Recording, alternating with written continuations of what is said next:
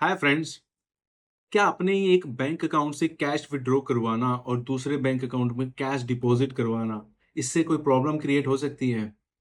तो आइडियली तो इससे कोई प्रॉब्लम नहीं होनी चाहिए, क्योंकि मेरा ही कैश है तो मैं अपने एक अकाउंट से कैश विड्रॉ करवा रहा हूँ और दूसरे अकाउंट में डिपॉजिट करवा रहा हूँ या सेम अकाउंट में डिपॉजिट करवा रहा हूँ, तो इससे किसी को कोई इशू होना नहीं चाहिए।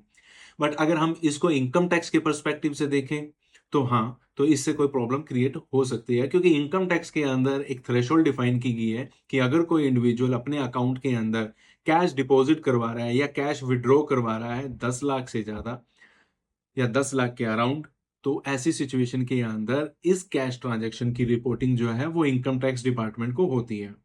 ऐसे केस के अंदर इनकम टैक्स डिपार्टमेंट उनसे रीजन मांग सकता है कि वो इस कैश ट्रांजैक्शन को आपकी इनकम क्यों ना ट्रीट करे और वो आपसे टैक्स क्यों ना चार्ज करे।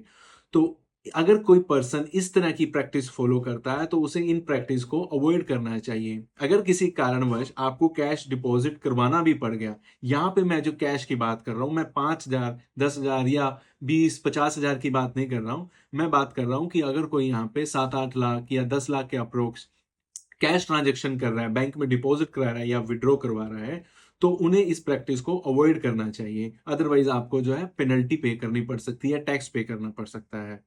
आई hope this is useful to you. Thank you.